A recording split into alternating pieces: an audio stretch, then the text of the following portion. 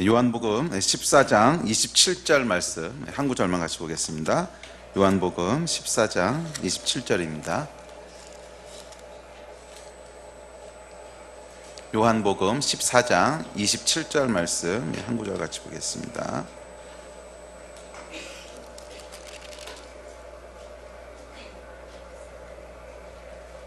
우리 다 찾으셨으면 다 같이 한 목소리로 요한복음 14장 27절 말씀 읽겠습니다. 시작. 평안을 너희에게 끼치노니 곧 나의 평안을 너희에게 주노라. 내가 너희에게 주는 것은 세상이 주는 것과 같지 아니하니라. 너희는 마음에 근심하지도 말고 두려워하지도 말라. 아멘. 여러분은 기독교 또는 교회라고 할 때 어떤 단어가 제일 먼저 떠오르십니까? 그래서 사람마다 좀 다르겠지만 믿음, 아니면 구원, 평안, 기쁨 이런 단어들 떠오르시겠지요. 네. 그래요. 그런 단어들이 있을 것입니다. 떠오르는 단어들이 있으시죠. 대충 요약해 보면 이런 단어들일 거예요. 평안이라든지 기쁨이라든지 믿음, 또 진리, 순종, 구원, 의미 있는 삶, 사랑, 감사, 용서, 화해, 정의, 가족 이런 단어들이 떠오르시지 않습니까? 맞습니다. 이 단어들이 기독교의 어떤 핵심적인 가치들을 담고 있는 그런 단어들일 겁니다. 사람들은 교회를 나오면서 이런 단어들을 기대하지요. 내 삶에도 이런 단어들이 좀 이루어졌으면 좋겠다. 내 삶 가운데 기쁨이 있었으면 좋겠다. 또는 구원이 뭔지 알았으면 좋겠다. 아니면 감사 또는 화해가 있었으면 좋겠다. 가족 가운데 어떤 용서하고 다시 화해하는 일이 있었으면 좋겠다. 하여간 이런 또 믿음이 있었으면 좋겠다. 하여간 여러분들이 떠올리시는 그 단어들은 어쩌면 여러분들이 원하고 있는 것일지 모르겠어요. 그렇지 않습니까? 교회를 나오실 때 또는 아니면 신앙생활을 새롭게 시작하실 때 아니면 이미 신앙생활을 하고 계신 분들 가운데도 기독교 또는 교회 또는 복음 이랬을 때 딱 떠오르는 단어들, 어쩌면 여러분들이 가장 원하는 것들이 그 단어들이 아닐까 합니다. 기쁨이 될 수도 있고 믿음이 될 수도 있고 순종이 될 수도 있고, 그래서 여러분들 그런 기대하는 단어들이 있으실 것이고, 정말로 그것이 기독교의 핵심들을 담고 있는 어떤 핵심적인 가치들과 핵심적인 그런 이야기들을 담고 있는 단어들일 겁니다. 그래서 우리가 새 학기를 시작하면서 이런 단어들에 대해서 몇 주 좀 쭉 살펴볼까 합니다. 그래서 그동안 살펴보고 있던 여호수아서는요, 금요일로 제가 강의를 옮기겠습니다. 그래서 금요일로 옮겨서 한 서너 번 정도 더 살펴보고요. 우리 주일날은 이 기독교 하면 떠오르는 단어들, 제가 대충 생각한 것들이 아까 얘기했던 평안이라든지 기쁨이라든지 믿음이라든지 사랑, 감사, 용서, 화해, 정의 이런 단어들 중에서 저희가 정말로 우리 삶 가운데 우리가 정말 이렇게 누리기 원하고 우리 삶 가운데 그것이 있었으면 좋겠다고 생각하는, 또 이 복음 가운데 제공하고 있는 이런 단어들에 대해서 한 달 정도, 길면 한 2달 정도 함께 살펴보려고 합니다.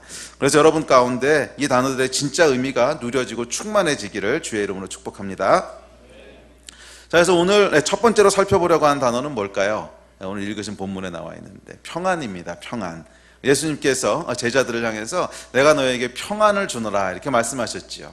그래서 이 복음이 예수님께서 약속하신, 너희가 나를 믿을 때, 너희가 내 안으로 들어올 때 내가 너희에게 주겠다라고 약속하신 가장 중요한 단어 중에 하나가 평안이에요. 내가 너희에게 평안을 주겠다는 거예요. 평안이 무슨 말씀이죠? peace, 평강 또는 평안, 이 마음이 편안한 거 있잖아요. 그걸 주겠다고 약속하셨습니다. 그 통계에 의하면 여러분, 사람들이 신앙생활을 시작하는 가장 큰 이유 중 하나가 마음의 평안을 위해서라고 합니다. 여러분은 어떠세요? 여러분 마음의 평안이 있으십니까? 우리 삶 속에 보면 많은 근심과 불안과 두려움들이 있습니다. 자녀들에 대한 걱정부터 시작해서 또 날씨가 추워지면 보일러가 얼어서 터지지 않을까 하는 이제 그런 불안, 또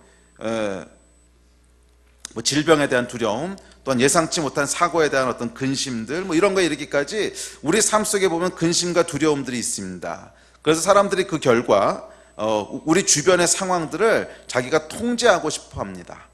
그렇죠. 통제되지 않는 것에 대한 두려움이 있는 거죠. 그래서 내 주변에서 일어나고 있는 모든 일들에 대해서 이 조종관을 내가 잡고 싶어 하는 거예요. 핸들을 내가 잡고 있으면 조금 안심이 되는 거지. 근데 이걸 다 잡고 있지 않으면 굉장히 불안한 거예요. 내 삶 가운데 무슨 일이 벌어지진 않을까? 내가 원하지 않는 상황이 일어나면 어떡하지? 그런 근심과 두려움 때문에 삶의 조종관을 잡고 싶어 합니다. 그런데 사실 여러분, 이게 참 재미있는 것은 그 조종관을 잡으면 정말 안전할까? 아니잖아요, 여러분. 우리가 우리 삶이라고 하는, 우리의 인생이라고 하는 이 자동차를 운전하고 있는데 다 처음 가보는 초보 운전이라는 거야. 여러분 인생을 운전하는데 능숙하다고 생각하십니까? 아니잖아요. 우리가 인생을 가다 보면 전혀 예기치 못했던 상황들을 맞닥뜨리게 되고, 어떤 것들은 열심히 대비한다고 대비하는데도 보면 큰 사고들이 터져가지고 내 인생을 당황스럽게 하기도 하고, 또 일로 가면 잘 간다고 생각했는데 가보면 야, 일로 오는 게 아니었는데 그때 그 선택을 했어야 되는데 후회가 남고, 사람은요 자기가 조종관을 잡고 있으면 우리 삶 가운데 두려움과 근심과 이런 염려와 이런 것들이 없어질 수 있다고 생각하는데, 사실은 조종관을 잡고 가봐도 결과는 별로 다르지 않아요. 가다 보면 똑같이 우리 삶 가운데 두려운 일들이 벌어나고 똑같이 우리 삶 가운데 불안이 있고 그렇습니다. 근데 상황뿐만 아니고 사람들에 대해서도 마찬가지입니다. 이 다른 사람들이 나에게 어떤 반응을 보일지 모르고 다른 사람들이 나에게 어떤 일을 행할지 모른다는 것 때문에 사람들은 다른 사람에 대해서도 내가 조종하고 싶어 해요. 그렇죠. 특별히 부부관계에 보면 여러분 그런 거 많이 느껴지지 않으세요? 아내는 남편을 내가 원하는 대로 하고 싶어 하고, 또 남편이 아내를, 아내도 남편을 그렇고 남편도 아내를 그렇고, 하여간 내가 원하는 대로 그 배우자에 대한 조종관을 내가 잡고 싶어 하죠. 그래서 이 사람이 내가 원하는 대로 해주기를 바라는, 또 그렇게 만들려고 하는, 이제 그래서 우리가 결혼 생활을 하다 보면 치열하게 주도권 싸움을 하죠. 누가 조종관을 잡을 건가. 그런데 사실은 그렇게 조종관을 잡고 가면 사람에 대해서도 완벽하게 내가 조종할 수 있고, 상황에 대해서 완벽하게 조종할 수 있고, 이렇다고 생각을 하지만 실제로 가보면 다 초보 운전이라는 거지. 한 번도 가보지 않은 길을 가야 되고, 한 번도 조종하지 않은 것들을 조종해야 되고. 여러분 뭐 자동차에 그렇다고 치고 비행기 조종해 보신 적이 있으세요? 없지요. 근데 이거하고 참 비슷해요. 제가 뭐 요즘은 그런 건 아는데, 제가 젊었을 때 게임을 참 좋아했어요. 컴퓨터 게임. 안 믿어지시죠? 예. 저도 그 중독까지 가가지고서 제가 대학원 2학년 때 야, 이러다 내 인생이 망하겠구나 싶어서 정말 독하게 마음을 먹고 그 게임을 딱 끊었어요. 그리고 지금까지 한 번도 안 했는데, 그 이야기하면 이야기가 길어지니까. 하여간 그래서 제가 그 대학원 때 해보고 싶었던 게 뭐냐면, 제가 그 학교에 있을 때 가장 유행했던 것 중에 하나가 그 비행기 시뮬레이터 하는 거였어요. 그러니까 컴퓨터 게임인데 진짜 비행기하고 똑같이 만들어 놓고 비행기에서 조종하는 걸 정말 실제대로 그대로 만들어 놓고 비행하는 그런 게임이 있었어요. 뭐 요즘도 있을지 모르겠는데, 그러면 이제 코스를 제가 정하면 뭐 하와이 상공을 날아갈 수도 있고, 뭐 뉴욕 위를 날아갈 수도 있고, 뭐 이렇게 해가지고 이건 비행기 조종하는 거였는데, 제가 그거를 시도해 봤는데요, 여러분 이게 정말 쉽지 않다는 걸 알았어요. 비행기는 모는 족족 추락하더라고. 비행기를 모는 족족 추락해요. 이게 잘 뜨지도 못하더라고요. 그래서 제가 이 비행기라고 하는 거는 전문 교육을 받지 않으면 아무나 조종관을 잡는다고 날아가는 게 아니구나, 그런 거를 너무. 그래서 저는 처음에 기대하기를 어떤 걸 기대했냐면, 야, 이 게임을 시도하면 하와이 상공도 날아갈 수 있고 뉴욕 상공도 날아갈 수 있고, 거기다 이제 배경으로 시뮬레이트해서 나오니까, 그래서 정말 멋있고 재밌겠다. 그래서 제가 그때까지는 해외를 나가본 적이 한 번도 없었거든요. 그래서 이 파리 위를 한번 날아보고 싶다, 막 이런 이제 꿈을 안고 그 게임을 시작했는데, 웬걸 뭐 날아가는 건 고사하고요, 이렇게 뜨다가 다 추락했어요. 뜨다가 다. 그래서 사실은 제대로 된 비행을 한 번도 못 해보고 그냥 게임을 버렸는데, 이 조종관을 잡는다는 게 그렇잖아요, 여러분. 우리 인생도 한 번도 운전해보지 않은 거 여러분 운전하시는 거잖아요. 여러분, 비행기 조종이 쉬울까요? 인생 조종이 쉬울까요? 인생 조종보단 그래도 비행기 조종이 쉽습니다. 이 비행기는 그래도 이 컨트롤해야 될 요소들이 딱 제한되어 있지만, 인생에는요 우리가 예측할 수 없는 요소들이 무한히 많아요. 무한히 많아. 내 건강부터 시작을 해서 다른 사람과의 관계, 직장에서의 일들, 사람과의 관계, 하여간 무수히 많은 변수들이 있기 때문에 이거를 제대로 조종한다고 하는 것은 거의 불가능에 가깝지 않겠어요? 차라리 비행기 조종하는 게 쉽지. 그런데 사람들이 놀랍도록 착각하고 있는 것 중에 하나는 뭐냐면, 내가 조종관을 잡으면 잘 운전할 수 있을 거라고 생각하는 거예요. 내가 내 인생의 조종관을 잡고 있으면, 내가 다른 사람이 나한테 행하는 일들을 완벽하게 통제할 수 있으면 내 인생을 잘 조종할 수 있다고 생각하는 것이 놀라운 착각입니다. 근데 실제로 이 조종관을 잡고 인생을 운전하다 보면 이게 비행기 운전보다 더 어려운 거죠. 그래서 제대로 이렇게 이륙할 수가 없습니다. 자, 그래서 이건 우리 인생 가운데 있는 문제가 그거라는 거죠. 이 두려움이 있고 근심이 있고 염려가 있고, 그래서 모든 것의 조종관을 내가 잡고 싶어 하지만 실제로 그것이 조종관을 잡는다고 해서 두려움과 근심이 사라지느냐? 그것도 아니라는 거예요. 그런데 이 자본주의 사회에서는 이런 조종관이 뭘로 나타납니까? 대표적인 게 돈이지요. 그러니까 돈이 있으면 내 인생을 컨트롤할 수 있다고 믿어요. 내가 이제 아프면 병원 가면 될 것 같고, 돈이 있으면 다른 사람도 내 마음대로 이렇게 부릴 수 있을 것 같고, 그래서 돈이라고 하는 것이 이 조종관을 줄 수 있는 것처럼 느껴집니다. 그래서 사람들이 열심히 돈을 벌려고 노력하죠. 그런데 여러분, 또 하나 아이러니한 것은 그 돈을 벌어봐야, 조종관을 잡아봐야 결국 그 불안함 없어지지 않는데, 참 아이러니한 것은 이렇게 돈을 막 벌잖아요. 근데 돈을 버는 이유가 뭐예요? 우리 안에는 두려움과 불안함을 없애려고 돈을 버는데, 그 돈을 벌어놓고 그 다음에 어떤 불안함이 생기냐면 이 돈을 잃어버릴 거에 대한 불안함이 생겨요. 그래서 불안함을 없애려고 돈을 버는데 불안함이 하나가 더해져. 이게 없어지면 어떡하지? 내가 망하면 어떡하지? 그래서 이 두려움과 불안이라고 하는 것은 마치 양파 껍질 같아요. 요것만 벗겨내면 그 다음에는 아주 편안한 삶이 있을 것 같은데 가보면 또 껍질이 있고, 그래서 요것만 벗겨내면 그 다음에 뭐 있을 것 같은데 벗겨보면 또 똑같은 껍질이 있고, 돈만 좀 있으면 내 인생의 모든 염려와 두려움 다 사라질 줄 알았는데, 그거 벗겨내봐서 돈을 조금 모아봐도 여전히 불안함은 있을 뿐더러 더 큰 불안함이 생기죠. 이제는 그 돈을 내가 잘 지켜야 되는 불안함까지. 자, 이것이 우리 인생이 가지고 있는 문제입니다. 여러분은 어떠세요? 여러분은 평안하십니까? 용감하시네요. 평안하십니까?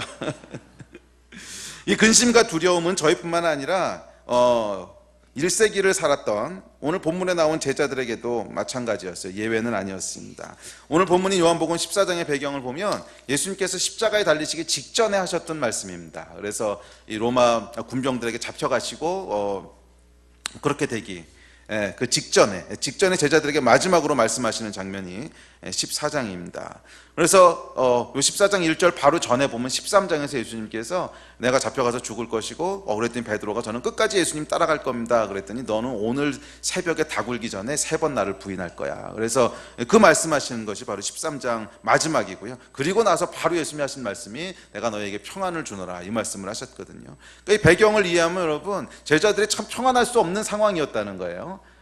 일단 베드로도 굉장히 불안해하고 있었습니다. 일단 예수님이 죽으실 거라고 하는 말씀을 했기 때문에 이건 도대체 무슨 청천벽력 같은 소리냐, 그리고 자기가 또 예수님을 부인할 거라고 말씀하셨기 때문에 얼마나 여러분 걱정되고 근심됐을까 생각해 보세요. 그리고 그때뿐만이 아니라 이때부터 시작해서 이제 예수님 돌아가시고 부활하시고 뭐 그러고 난 다음에 제자들의 삶을 보면 끊임없는 불안과 두려움을 느낄 수밖에 없는 상황 가운데 계속 처하게 됩니다. 그래서 이때부터 이 한순간에 제자들은 뭐 현상수배범이 된 거잖아요. 예수님이 죄수로 잡혀 죽으시고 그 일당도 다 잡아 죽여라, 그래서 다 쫓겨다니게 되고 숨게 되고 쥐새끼처럼 숨어 다니게 되고 뭐 이런 이야기들이 이제 시작되는 그 포인트란 말이에요. 그래서 제자들에게 지금까지 살아왔던 어떤 평안하고 별일 없고 다 좋을 것 같은 삶이 이제 끝나고, 지금부터는 굉장히 불안하고 두렵고 말도 안 되는, 계속 도망 다녀야 되고 숨어 있어야 되고 쥐새끼처럼 살아야 되는 이런 삶이 딱 시작되는 그 시작점에서 예수님이 약속하신 말씀이 뭐냐 하면 너희에게 평안을 줄 거라는 거예요.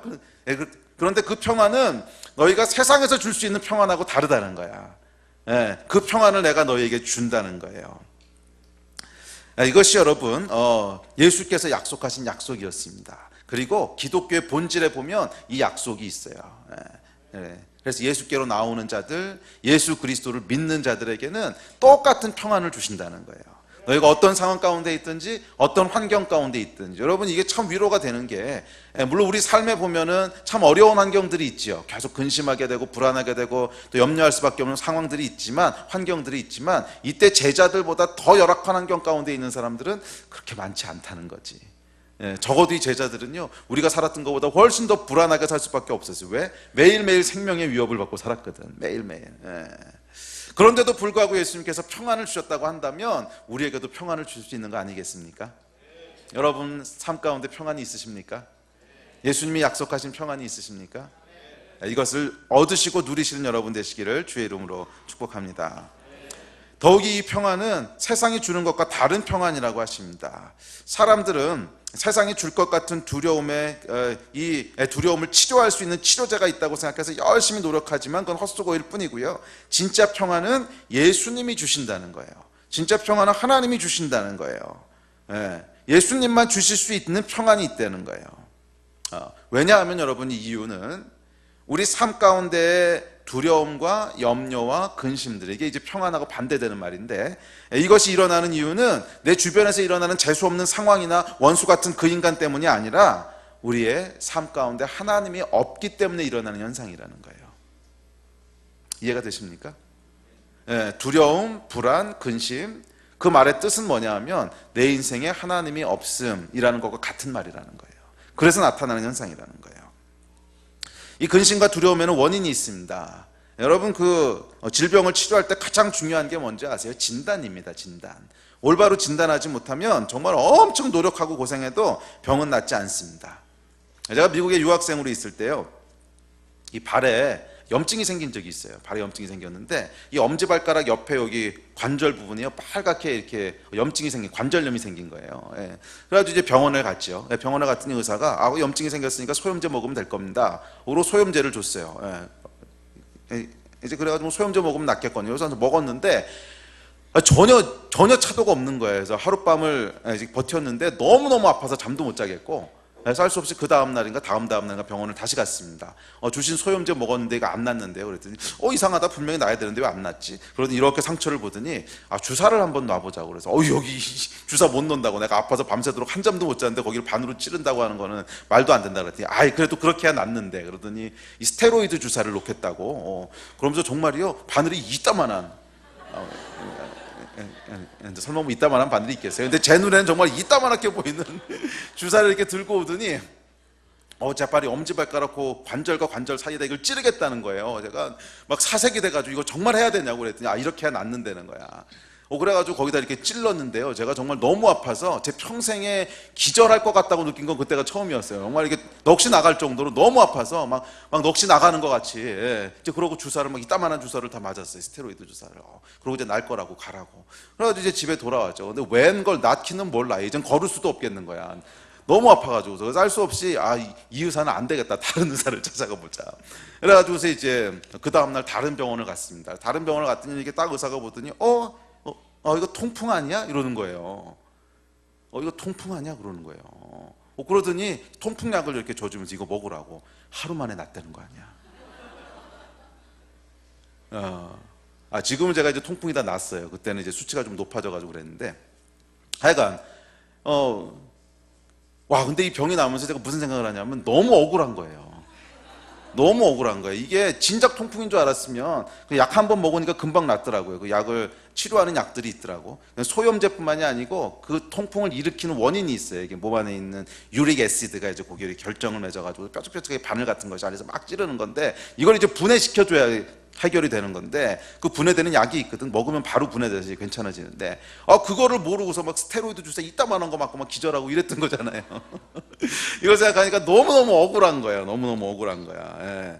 여러분, 병을 치료할 때는 그래서 제일 중요한 게 뭐냐면 진단입니다. 진단. 그래서 그 다음부터는 이게 좀 몸에 조금 심각한 병이 있는 것 같으면요, 절대로 병원 한 곳을 안 가고 한 2군데 3군데를 가봐요. 그래서 진단이 다 똑같이 나오면 그 다음에 뭐 진료받는 건 아무 데서나 받더라도 진단은 절대로 제가 한 군데서 안 받는 그런 이제 버릇이 생겼어요.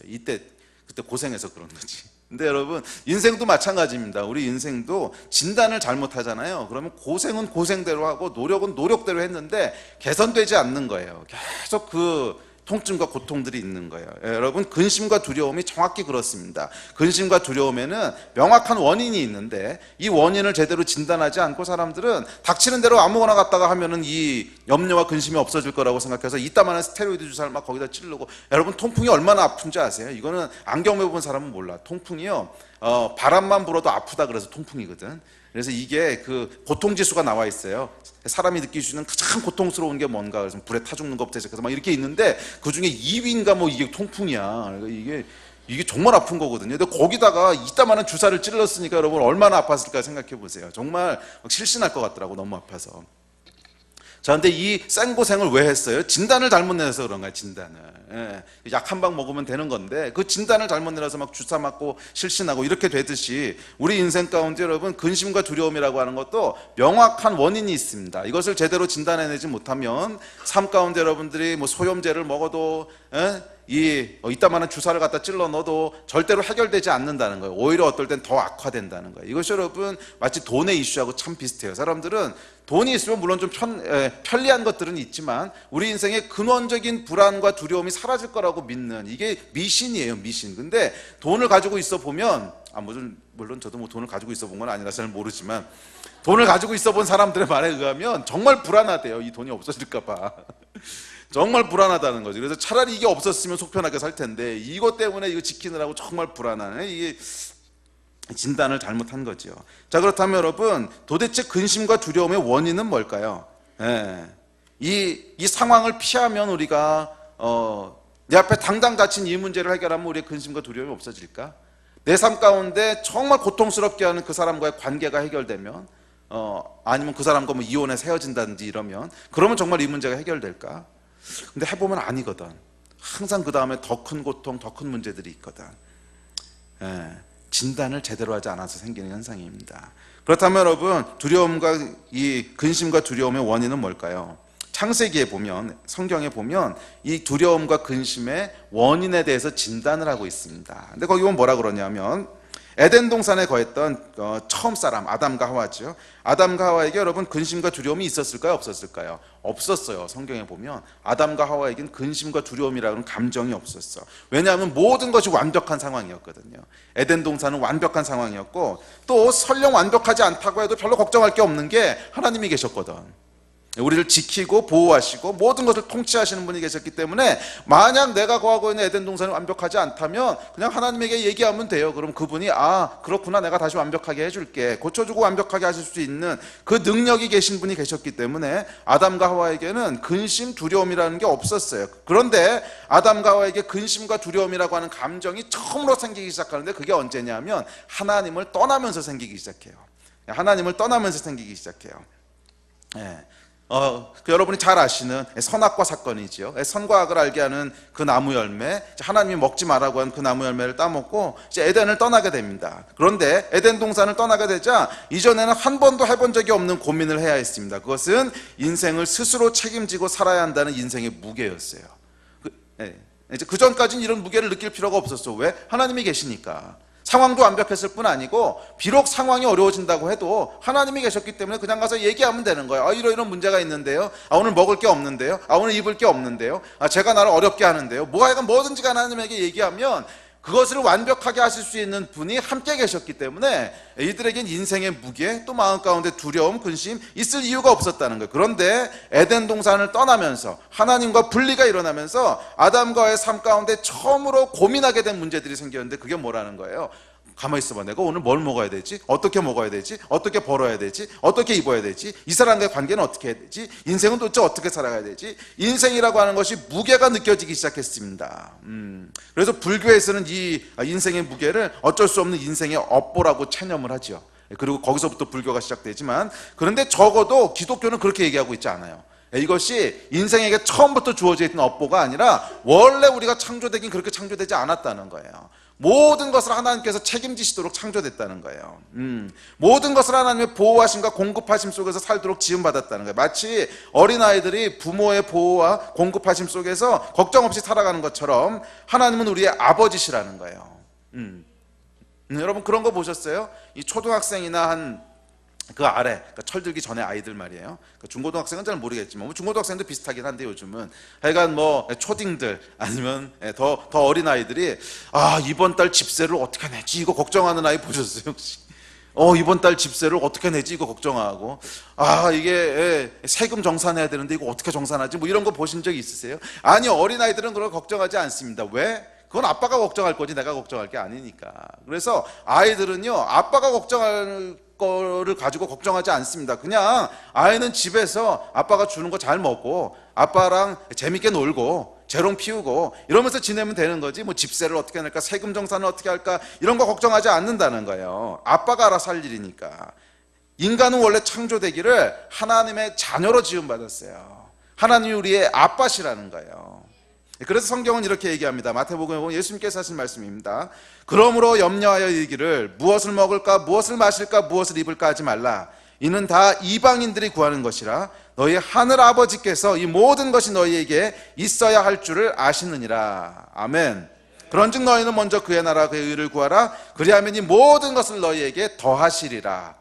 여기 여러분 분명히 약속하신 말씀이 있는데 무엇을 먹을까 무엇을 입을까 무엇을 마실까, 여러분 이것이 사실 우리 인생을 계속 근심하게 하고 두렵게 하는 그 요소들이죠. 그런데 이건 이방인들이 하는 거라는 거예요. 이방인은 뭐예요? 하나님을 모르는 사람들이 하는 얘기고, 하나님을 아는 너희는 이거 가지고 근심할 필요가 없다는 거예요. 왜? 아버지께서 너희에게 이런 것이 있어야 될 줄을 이미 다 아신다는 거야. 너희에게 이 모든 것을 다 더하신다는 거야. 그러므로 너희는 이방인처럼 무엇을 입을까, 무엇을 마실까, 무엇을 먹을까 염려하고 근심하지 말라는 거예요. 아멘. 그것은 아빠가 없는 애들이나 하는 일이지 아빠가 있는 애들은 그런 걱정 안 한다는 거야. 그러면 여러분, 이 근심과 두려움과 어떤 염려라고 하는 것은 고아의 영이 있기 때문에 하게 되는 거 아세요? 고아의 영. 아, 이 인생은 내가 혼자 책임져야 되는구나. 난 아빠가 없구나. 나를 돌봐줘야 될 사람이 없구나. 이런 믿음과 이런 가치를 갖고 있는 사람 가운데 나타나는 현상이라는 거예요. 근데 교회를 다닌 사람 가운데도 여전히 이 현상이 나타나고 있습니다. 그런데 여러분, 성경에 분명한 메시지가 있는데 그 메시지는 이건 너희가 해야 될 게 아니라는 거예요. 너희는 평안하라는 거예요. 이미 하나님께서 너희에게 있어야 될 걸 다 아신다는 거야. 이미 하나님께서 너희의 필요를 다 채우신다는 거야. 그러므로 너희는 평안하라는 거야. 여러분의 삶에 평안이 있으십니까? 용감하시네요. 평안이 있으시기를 주의 이름으로 축원합니다. 자, 그런데 창세기 3장에서 이제 큰 일이 벌어지죠. 여러분이 잘 아시는 타락한 선악과를 따먹는 장입니다. 이 아담과 하와가 이 하나님의 말씀을 어기고 선악과를 따먹습니다. 선악과를 따먹고 나서 아담과 하와의 첫 번째 반응이 여러분 뭔지 아세요? 3장 9절 10절 보면 이렇게 얘기합니다. 제가 읽어드릴게요. 여호와 하나님이 아담을 부르시며 그에게 이르시되 내가 어디 있느냐? 이르되 내가 동산에서 하나님의 소리를 듣고 내가 벗었으므로 두려워하여 숨었나이다. 아담과 하와에게 엄청난 변화가 일어났는데 그것은 두려워하게 된 거고요, 숨게 됐다는 거예요. 두려움은 이전에 없었던 감정이었습니다. 또 하나님을 피하여 숨는 것 한 번도 생각해 본 적이 없는 일이에요. 그런데 죄가 들어오게 되자 하나님이 두려워지기 시작했습니다. 여러분 그거 아시죠? 범죄자는 경찰을 두려워하는 거. 그래서 우리 폴 목사님이 그전에 저한테 재밌는 얘기를 했는데 요즘도 사이렌 소리만 들으면 저절로 숨는데요.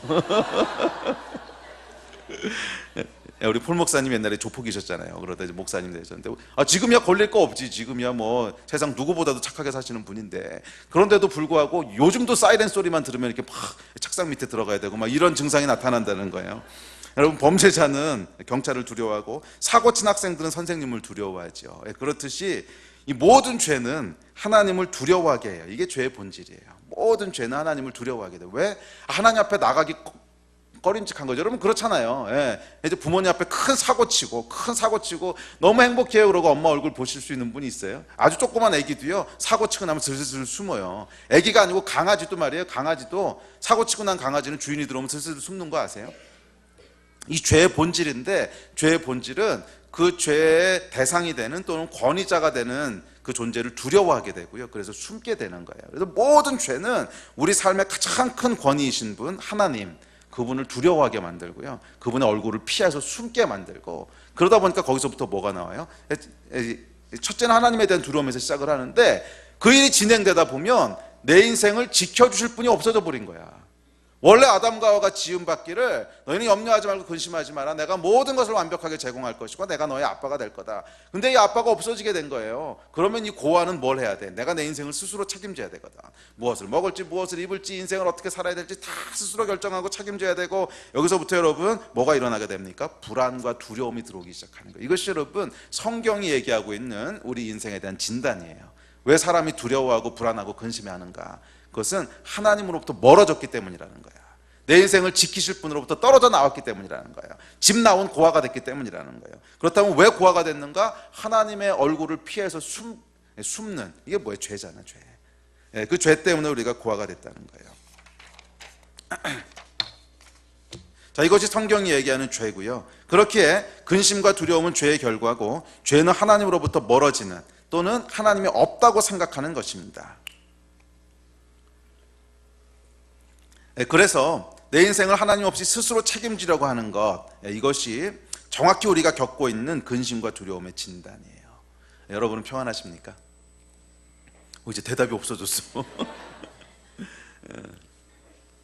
성경의 메시지가 있습니다. 이 평안, 우리가 하나님을 떠남으로 잃어버렸던 그 평안, 인생을 고아처럼 살면서 잃어버렸던 그 평안을 예수께서 다시 주신다는 거예요.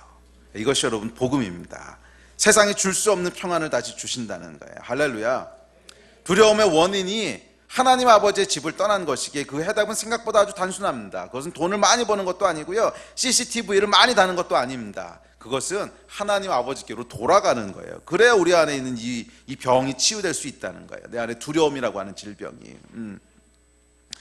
나에게 하나님이 계신 것을 알고 그 하나님이 나를 지키고 계시고 보호하고 계신다는 것을 아는, 그래서 하나님은 두려워할 존재가 아니고 가장 친밀하고 좋으신 분이라고 하는 이 관계가 회복되는, 이게 여러분 우리의 두려움과 근심과 염려에 대한 근본적인 해답이라는 거예요. 그리고 이것이 예수님의 십자가예요. 예수님께서 십자가를 지신 것은 아버지께서 용서하셨다고 하는 메시지를 전한 거야. 너희가 아무리 하나님이 없다 그러고 떠나고 온갖 네 맘대로 다 살았어도 하나님께서는 여전히 너를 사랑하고 계시고 하나님께서 너희의 모든 죄를 다 용서하셨고 그래서 십자가에서 다 처리하셨고 그러니까 언제든지 아버지 집으로 돌아올 수 있다는 거예요. 돌아오라는 거예요. 이게 여러분 십자가고 복음이거든. 그리고 이 복음 안에 뭐가 있는 거예요? 이 복음 안에 평안이 있는 거예요. 그렇구나. 아버지가 나를 용서하시고 집으로 다시 돌아오라고 하는구나. 나에게는 하나님이 계시구나. 나를 창조하신 분이 계시구나. 내 인생을 지키고 계신 분이 계시구나. 내 인생을 이렇게 보호하고 계신 분이 계시구나. 이 메시지가 십자가를 통해서 우리에게 전달되는 거예요. 하나님이 살아계시고 그분이 너희를 부르고 계신다는 거야. 용서하셨다는 거야. 이게 복음인데 여러분, 이 복음 안으로 들어오는 순간 우리 안에 뭐가 일어나는 거예요? 평안을 누릴 수 있는 회복이 일어나는 거예요. 그래서 여러분, 이 평안은 누구만 주실 수 있어? 예수님만 주실 수 있어요. 왜? 하나님께로 돌아가는 길은 예수님밖에 없기 때문에. 아멘. 그리고 다른 어떤 조치를 취한다고 해도 뭐 돈을 벌어도 CCTV를 달아도 별의별 짓을 다 해도 여러분 이 불안은 해결되지 않습니다. 왜? 제가 이만한 주사로 이렇게 맞았던 거하고 똑같은 거야. 진단을 잘못했기 때문에. 올바른 것을 진단하고 평안을 누리시는 여러분 되시기를 주의 이름으로 축원합니다.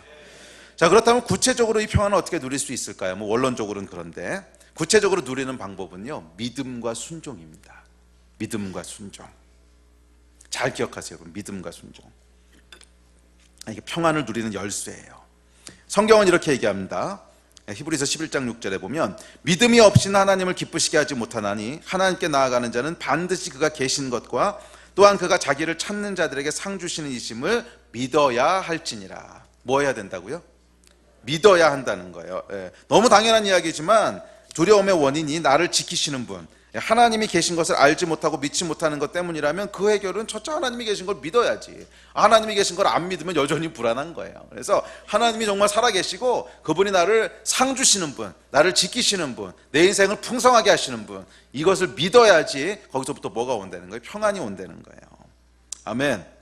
하나님이 살아계시구나. 그분이 나를 만드셨구나. 지금도 나를 지키고 계시구나. 그분이 나의 아버지가 되셔서 내 인생을 응원하고 계시고 그분이 지금도 나를 돕고 계시구나. 이것을 알고 믿을 때 거기서부터 평안이 시작됩니다. 그런데 두 번째 요소가 있는데, 두 번째 요소는 순종이에요. 아무리 믿어도 순종이 없으면 우리 가운데 불안이 다시 찾아옵니다. 이 죄를 짓게 되면 불안해지기 시작하는 거예요. 아무리 하나님이 계신 것을 믿어도. 여러분 그런 경험도 있으시죠? 우리가 뭔가를 좀 죄를 짓고 하지 말아야 될 일을 했어. 양심에 거리끼는 일을 했어. 또는 성경에서 하지 말라는 그래서 뭐 거짓말을 했거나 누구를 속였거나 뭐 약간 뭔가를 했어요. 그러고 나면 무슨 생각이 들어요? 이런 나를 하나님이 보호하실까? 이런 생각 들지 않아요? 안 드세요? 막 죄 가운데 충만하게 있으면서도 하나님이 나를 보호하고 계셔, 이런 분 계세요? 이거는 안 되더라고. 안 돼요. 저도 해보니까 안 되더라고. 뭐 여러분뿐 아니라 저도 마찬가지지. 뭔가 불순종하잖아. 죄가 들어오잖아요. 그러면은 아무리 하나님이 계신 거 내가 믿고, 믿지요. 제가 목사인데 안 믿겠어. 아무리 하나님 살아계신 거 믿고 그분이 내 인생을 축복하시는 분인 거 믿고 다 믿어도 이게 죄가 내 안 가운데 들어오고 죄가 이렇게 있잖아. 그러면은 정말 하나님이 나를 축복하고 계셔요, 이 생각이 안 들어. 아이고 내가 이러다가 벌 받지, 아니면 이러다 암 걸리면 이게 하나님이 버릴 거야, 막 이런 생각 들지. 안 그래요? 여러분, 사람의 우리 안에 있는 이 양심이란 걸 하나님이 우리 안에 넣어 놓으셨기 때문에 죄가 인생 가운데 들어오고 불순종이 들어오잖아요. 그러면 아무리 하나님이 계신 걸 알아도 평안을 누리는 걸 잃어버려요. 그래서 하나님께서 우리에게 순종하라 그러신 거야. 평안을 우리에게 주시는 거예요. 아멘. 그러면 여러분,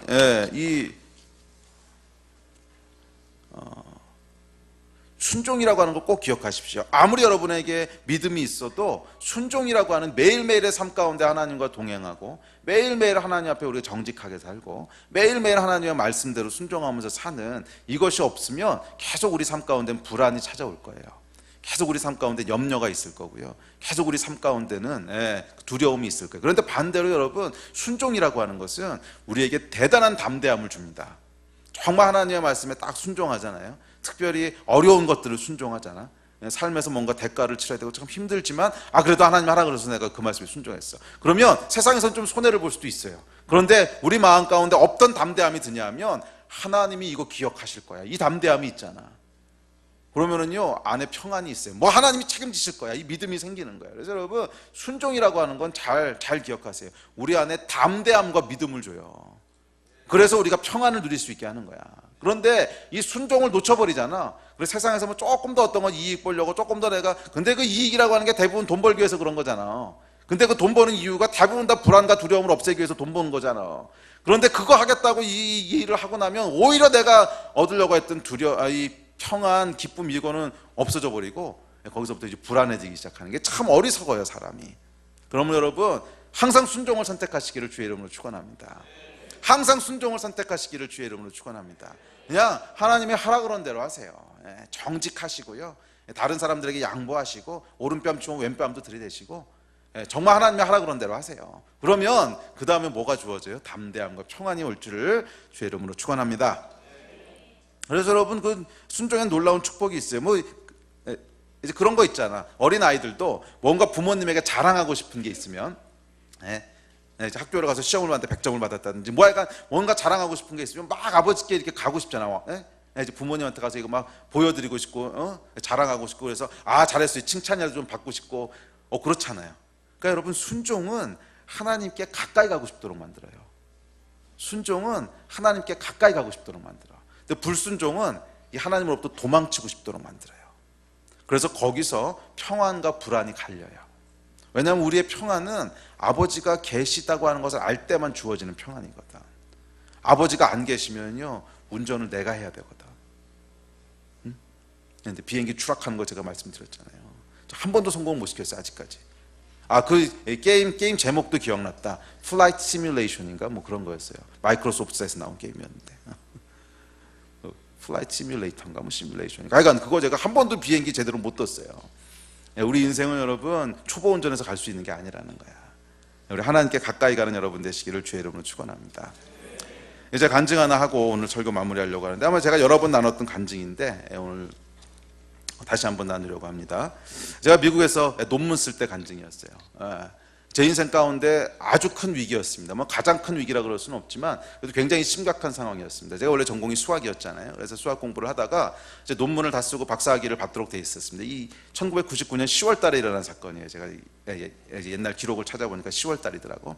99년 10월이었는데 그해 12월에 제가 원래 졸업을 하도록 돼 있었어요. 12월에 졸업을 하고 논문도 다 마치고 이제 디펜스도 다 마치고 끝났어요. 사인만 받아서 제출하면 되는데 10월 달에 제가 지도교수방을 찾아가서 사인해 달라고 이제 졸업하겠다고 그랬더니 잠깐 앉아보라 그러면서 옆에 있는 대학에서 스탠포드 대학의 교수 하나가 네 논문을 읽어보더니 거기에 조금 문제가 있는 것 같다고 이렇게 클레임을 걸어왔다는 거야. 그래서 정말 재수 없다. 그러고 약간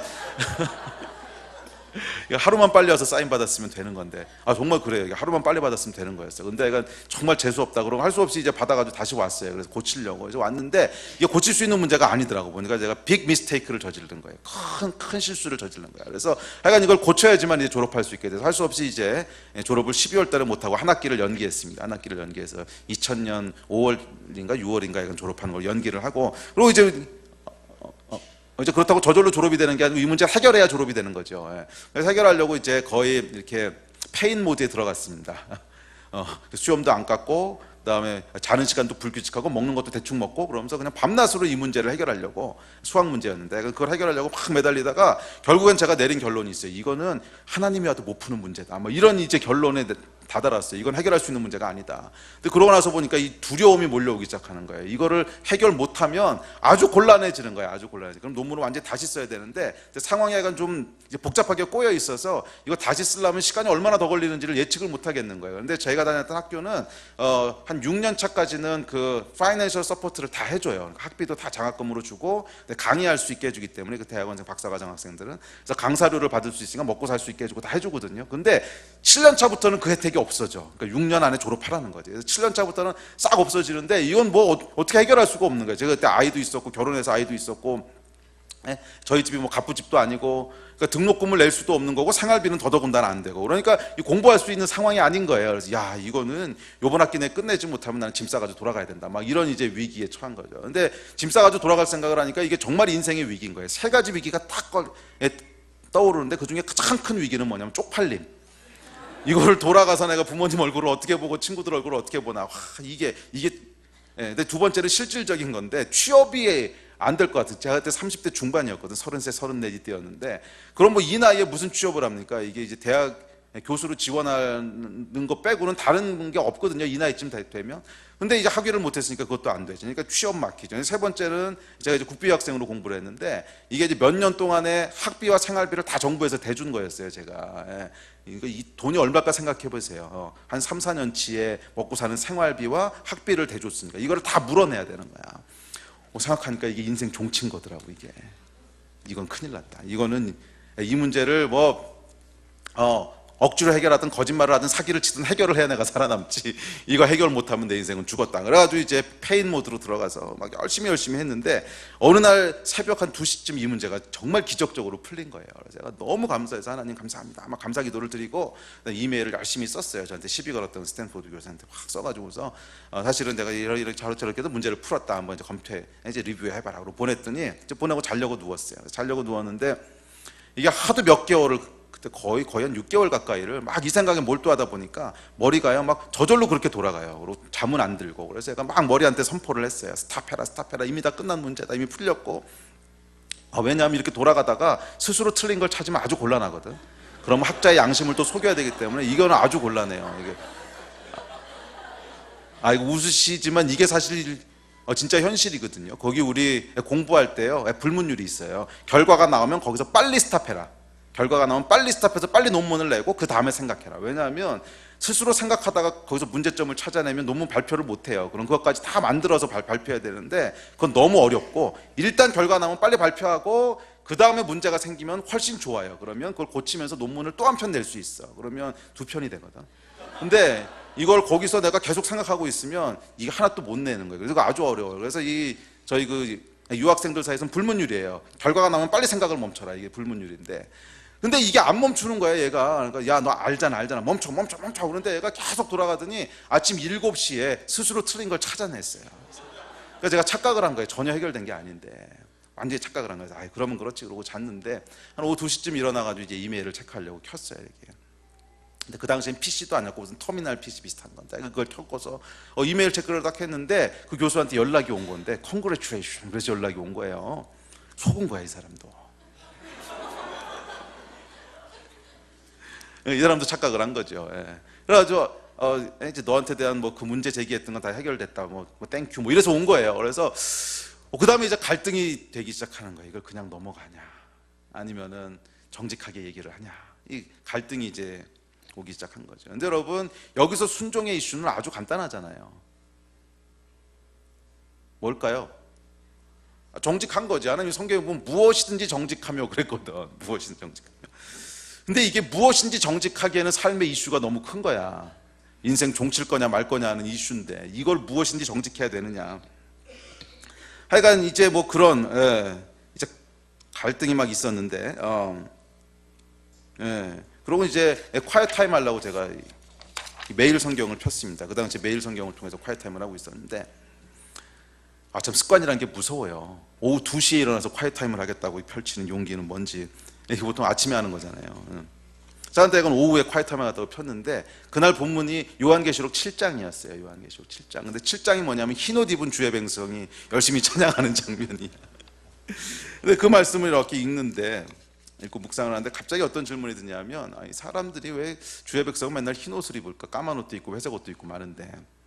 근데 하나님께서 그림 하나를 제 머릿속에 딱 떠오르게 하시는데, 무슨 그림이냐면 하얀색 와이셔츠에 잉크방울 하나가 똑 떨어지는 그런 그림이었어요. 그럼 하나님 뭐라 그러시냐면, 까만 옷이나 회색 옷은 대충 낙서해도 안 보이지만 하얀색 옷은 아주 작은 잉크방울 하나 눈에 탁 띄잖아요. 그래서 나는 내 백성이 죄에 대해서 이렇기를 원한다, 그러시는 거예요. 그런 콰이어 타임을 하지 말았어야 되는 건데. 여러분, 이 성경은 위험한 책입니다. 이거 함부로 읽으시면 안 돼요. 정말이에요. 이거 위험한 책이에요. 그래서 어떻게 뭐 이렇게 말씀하시는데, 그래서 제가 이제 차를 몰고 갔어요. 학교를 가서 지도교수 방에 들어갔습니다. 들어갔더니 지도교수한테 아침에 이메일 온 거 봤냐 그랬더니 봤다고, 그러면서 잘했다고 막 칭찬을 해주는 거예요. 그런데 이제 거기서 이실직고를 한 거죠. 사실은 그게 아니고요, 이러저렇게 해서 해결된 거 하나도 없고, 사실은 제가 착각한 거고 그 교수도 착각한 겁니다. 그랬더니 교수야 뭐 이제 학생이 나만 있는 것도 아니니까 알았다고 가서 계속 해보라고. 그래서 나왔어요. 문을 닫고 나오는데 이제 결론이 났어요. 아, 이건 더 이상 해볼 수 있는 게 없다. 이건 정말 하나님이 내려오셔도 못 푸는 문제다. 그래서 이거 이제 끝났으니까 그냥 짐 싸가지고 한국 가자. 그래가지고 이제 차로 왔습니다. 차로 와서 운전대를 잡고 집에 돌아오는데 거기서 놀라운 일이 벌어졌어요. 이게 아마 제 인생의 가장 큰 사건 중에 하나였는데, 차 안에요 하나님이 함께 계신 거야. 눈으로 본 건 아닙니다. 물론 느낌이 그렇다는 거예요. 이 차 안에 하나님이 함께 계신 것 같은 거예요. 여러분 그거 있잖아요. 아까도 말씀드렸듯이 뭔가 하나님께 칭찬받을 일을 하면, 또 부모에게 칭찬받은 일을 하면 막 엄마한테 가가지고서 이제 100점 받았어요 막 그러고 이렇게 같이 있고 싶잖아. 근데 하나님도 똑같아요. 우리가 순종의 결단을 하고 나니까 이 하나님과 함께 있는 게 막 그냥 이렇게 느껴지는 거예요. 그 안에 하나님의 임재가 있는 거예요. 근데 마치 어떤 느낌이었냐면, 조그만 차였어요. 혼다 시빅을 몰고 있었는데 그 안에 이 혼다 시빅이 좋은 차긴 하지만 제 거는 15년 된 혼다 시빅이었어요. 그래서 뭐 굴러가는 게 감사한 차였는데, 하여간 그 똥차 안에요 이 하나님의 임재가 막 터질 듯이 차 있는 것 같은 거야. 막 터질 듯이 차 있는 것 같은. 이제 그러면서 하나님께서 소근소근 말씀하시는데, 너무 하나님이 기뻐하시고 너무 하여간 너를 자랑스러워하시고 막 이런. 그래서 제가 차를 몰고 오면서 막 웃다가 울다가 이게 부흥회를 하면서 집에까지 왔습니다. 근데 집에까지 왔는데 놀라운 변화가 일어났는데 뭐냐면, 걱정이 없어진 거야. 근심이 없어진 거예요. 마음이 편안한 거예요. 여러분 제 전공이 수학이잖아요. 근데 제가 지금은 진짜 많이 바뀌었어요. 그래서 지금은 제가 웬만한 일 가지고 염려도 안 하고 그냥 평안한데, 원래부터 그랬던 사람은 아닙니다. 저는 굉장히 이 생각이 그러니까 플랜 B라는 얘기를 하죠. 그러니까 뭔가 내가 하려던 게 안 됐으면 그 다음에 어떻게 할 건가, 플랜, 두 번째 플랜. 근데 저는 플랜 C까지 있어야만 안심이 되는 사람이에요. 플랜 B 가지고는 안심이 안 돼. 이게 안 됐을 때는 그 다음에 어떻게 할 거고, 요게 안 됐을 때는 어떻게 할 거고, 이 대책이 나와야지만. 저희 이제 집안은 그런 피를 타고났습니다. 제가 처음에 목회한다 그랬을 때 우리 장인어른이 하신 첫 번째 말씀이 불났을 때 대피할 수 있는 대피로는 확대해 뒀냐, 이거부터 물어보셨거든요. 목회 잘해라 이게 아니고요, 불났을 때 대피할 그 대피로는 확보해 뒀냐 뭐 이런 거였으니까, 하여간 그게 이제 저희 이제 본성인데, 굉장히 불안해야 되는 상황이고, 지금 인생의 앞이 전혀 어떻게 해야 될지 안 보이는 뭐 이런 상황인데, 거기서 평안하다고 하는 것은 저도 한 번도 기대를 못했던 거예요. 한 번도 상상도 못했던 거고. 근데 제 안에 평안이 있는 거예요. 너무 마음이 평안해서 그 다음부터 이제 문제 해결하려고 하는 노력을 냅두고, 이건 어차피 해봐야 안 되는 거니까. 그 다음에 뭐 이제 교회를 가기 시작했습니다. 교회 가서 예배드리고, 또 그때 유학생들이었으니까 뭐 이사한다 그러면 이삿짐 날라주고 막 이러고 있으니까, 친구들이 다 유학생이었는데 선후배들이 너 이제 얼굴 표정 보니까 너무 밝다고, 그러니까 문제 해결됐냐 막 이러고 물어보고, 그래서 아니 해결 안 되는데, 너 미쳤냐고 지금 이삿짐 날릴 때냐고, 빨리 가서 그 문제 하라고. 하여간 그렇게 한 1, 2주를 보냈어요. 정말 막 이게 얼굴에서 빛이 났대요. 그때 사람들 말에 의하면. 너무너무 행복하고 평안하고. 그래서 제가 알았어요. 절대 평강이라는 게 뭔 줄 알았어. 그때 제가 제 인생의 가장 중요한 레슨을 한 가지 받게 됐는데, 아마 이게 지금까지 제가 살아오면서 받았던 가장 큰 레슨이었어요. 그 레슨이 뭐냐면, 평안이라고 하는 건 환경에서 오는 게 아니구나, 이걸 배운 거예요. 평안이라고 하는 건 환경에서 오는 것도 아니고 사람 때문에 오는 것도 아니구나. 사람이 나를 속썩여가지고서 내가 불안한 것도 아니고, 환경이 나를 어렵게 해가지고 힘든 것도 아니구나. 내 인생에 평안이 없다면 이유는 하나였구나. 하나님이 안 계셔서 그런 거구나. 제가 실제 경험해 보니까 알겠더라고. 하나님이 함께 하신다고 하는 게 확인이 되고 나니까 어떤 일이 벌어져도 별로 불안하지가 않은 거야. 어차피 하나님이 함께 하시는데.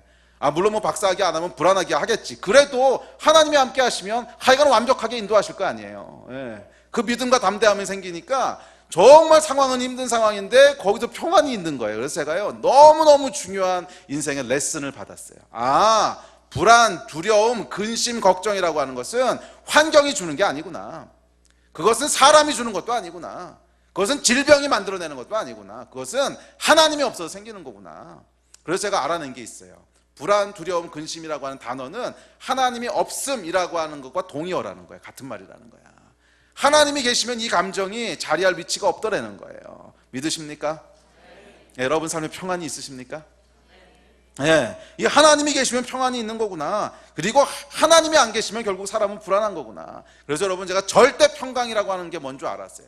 아무리 삶 가운데 삶을 불안하게 하고 어렵게 만들고 두려움 가운데 몰아넣는, 정말 이해할 수 없고 해결할 수 없는 상황이 닥쳐도 그 가운데 하나님이 함께 하시면 모든 것을 덮어버리는 절대 평강이라는 게 있더라고. 그래서 여러분들이 이걸 누리시게 되기를 주의 이름으로 축복합니다. 그리고요, 그게 오늘 본문 요한복음 14장에서 약속하신 예수님의 약속인 거예요. 내가 너희에게 평안을 주노니 이는 세상이 줄 수 없는 평안이다. 이 평안으로 충만하라는 거예요. 아멘. 저는 이 말씀을 옛날에는 이해하지 못했어요. 이 레슨을 통과하기 전까지는. 근데 그 레슨을 통과하고 나니까 이게 무슨 말씀인지 알겠는 거야. 제자들은 이후에요, 매일매일 생명의 위협을 받는 삶을 살았어요.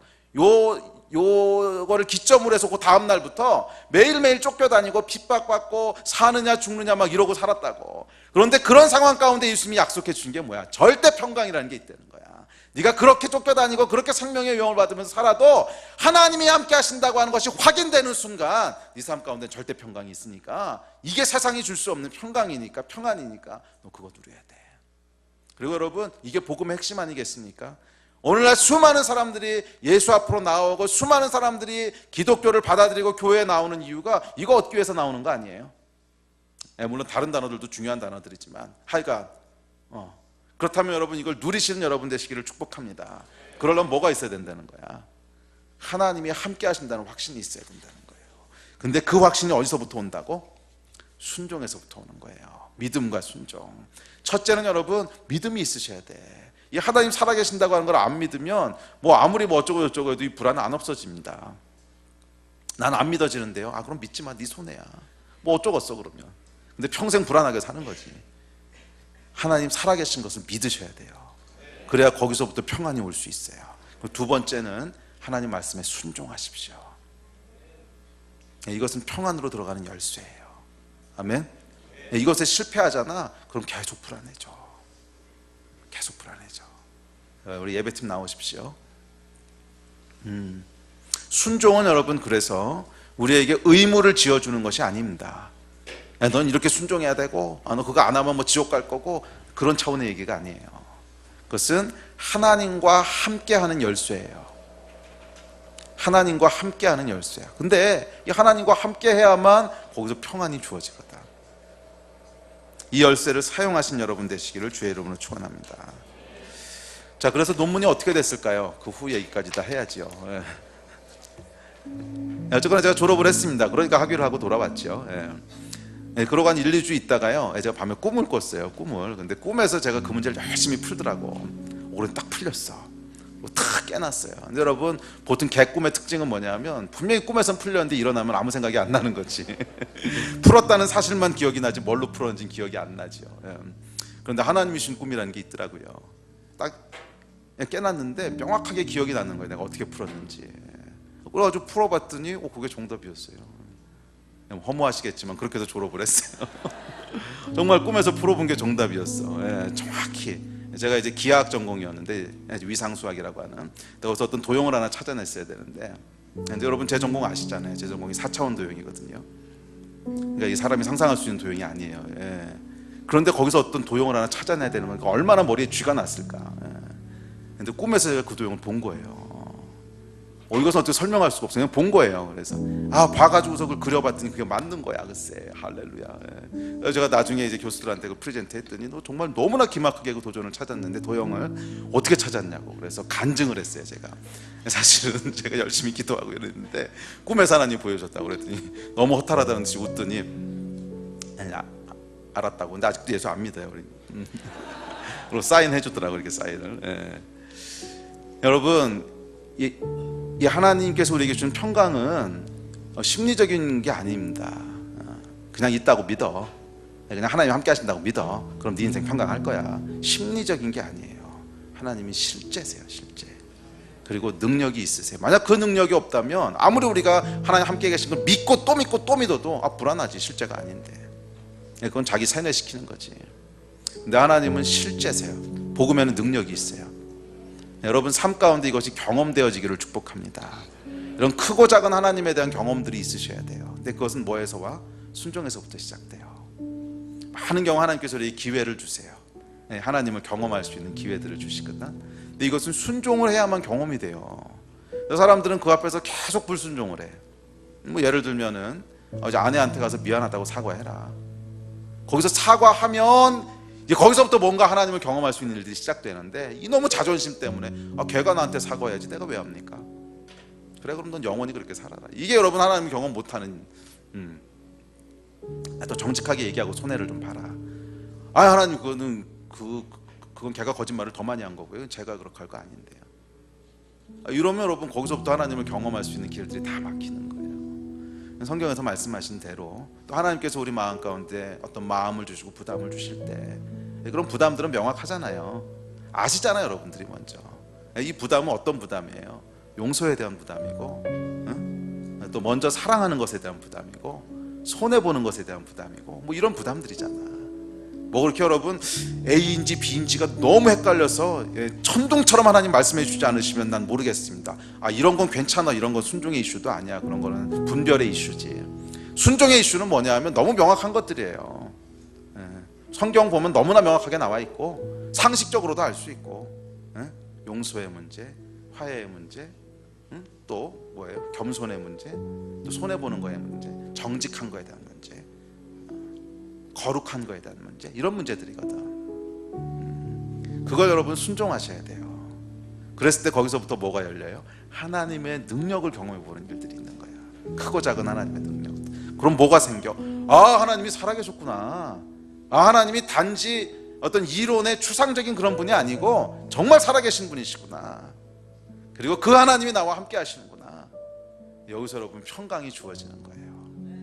이 평강을 여러분들이 누리시게 되기를 주의 이름으로 축원합니다. 여러분 삶에 평안이 있으십니까?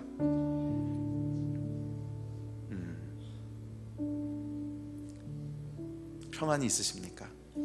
그 이야기는 믿음이 있으십니까? 하는 얘기랑 동일한 얘기예요. 하나님이 여러분과 함께 계시고, 그 하나님이 여러분의 인생을 지켜보고 계시고, 그 하나님이 여러분의 인생을 책임지고 계시고, 그 하나님이 내 인생의 위기 가운데 나를 구원하실 거라고 하는 이 믿음이 있으십니까? 이 믿음이 있으면 거기 평강이 있어요. 이 전능하신 하나님의 놀라운 능력이 항상 나와 함께 하신다고 하는 이 복음, 이 놀라운 선포, 그 가운데 평안을 누리시게 되는 여러분이 되시기를 주의 이름으로 축복합니다. 아멘. 우리 함께 기도할까요? 우리 함께 기도하실 때 우리 하나님 앞에서 믿음과 순종이라고 하는 이슈를 잘 기억하십시오. 근데 이 믿음은 뭐냐면, 하나님께 나아가는 자는 항상 그가 계신 것과 또 자기를 찾는 자들에게 상 주시는 이심을 믿어야 된다 그랬어요. 우리 하나님이 계신 것을 믿어야 되고, 그분이 나를 축복하게 원하시는 분이라고 하는 걸 믿어야 된다는 거예요. 이 믿음 가운데 거하기 위해서 좀 기도하시고, 특별히 여러분 이 믿음은 우리의 순종과 불순종의 이슈가 아주 긴밀하게 연결되어 있어요. 이 불순종하는 순간 이 믿음 안에 거할 수가 없어요. 상이 아니고 벌 주시는 이심이, 뭐 그런 두려움들 때문에. 그래서 우리 함께 기도할 때, 하나님, 저희 삶 가운데 하나님이 주시는 평강을 내가 받아 누리겠습니다. 혹시 내 안 가운데 두려워하고 불안했던 이유가 하나님을 신뢰하지 못한 것이었다면, 오늘 이 시간 우리 하나님을 신뢰함을 고백합니다. 우리 하나님 책임질 것을 내가 믿습니다. 내 인생 가운데 하나님의 은혜의 평강들을 부어주십시오. 제가 하나님의 말씀 안에 거하겠습니다. 우리 이 마음 가지고 함께 한 2, 3분 정도 같이 기도하셨으면 좋겠습니다. 기도하겠습니다.